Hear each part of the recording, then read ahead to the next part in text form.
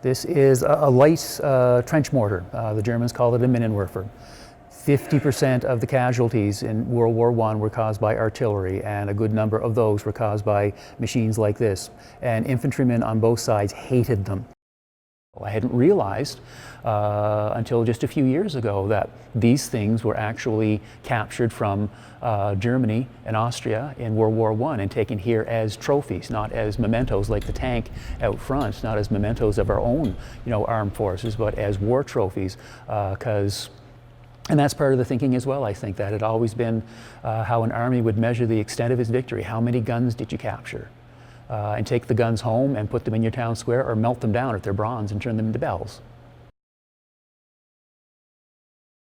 He was a colonel in the army as well. He was sent to Europe to make an inventory of captured ordnance, and being an archivist with a tidy mind, came up with a very detailed report on how this booty should be allocated by province, by community, because even in 1917, Ottawa was starting to get requests from communities that had heard that our battalion has captured a gun and we'd like to have that after the war.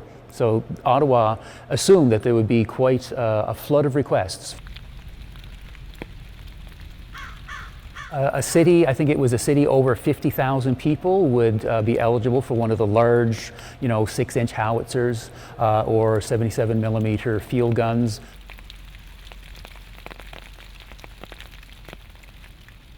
Prince Edward Island, I think we were entitled to get 8 field guns, or 8 large artillery pieces, even though we didn't have a single city over 50,000, but we were allocated, I think, with 8 artillery pieces and a couple of dozen, trench mortars, and about 30 or 40 Maxim guns, and they were allocated out from cities like Charlottetown to little villages like Mount Stewart.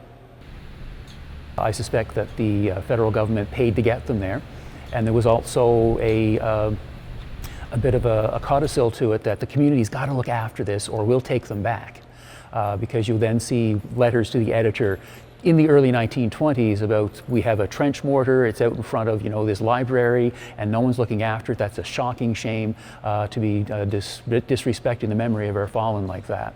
And this trench mortar was allocated to Mount Stewart, just up the river here from Charlottetown, and for the better part of 85 years it stood in front of a little war memorial in the People's Cemetery in Mount Stewart. And it was in the last 5 years or so that the museum here took it in, did some repairs, and asked if they could keep it on display out of the weather.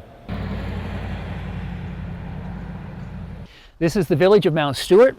And in 1920, Mount Stewart was eligible to get a field piece, a field gun, and a trench mortar.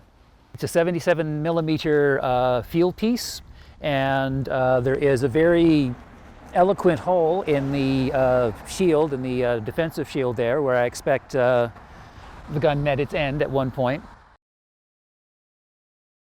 At the time, this was going to be the war that ends war.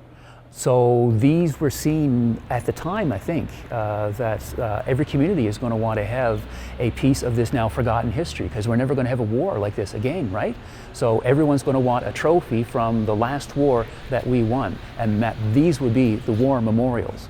The communities obviously had a different take on it, because even as these things are being allocated to go to libraries and town halls and such, communities are raising funds to put up the kind of war memorials that we now consider the war memorial: the cenotaphs, the statue, the bronze statue, the marble ones that are the focal point of every Remembrance Day ceremony. But that, I don't think, was in the thinking in Ottawa when they were collecting these war trophies and allocating them out.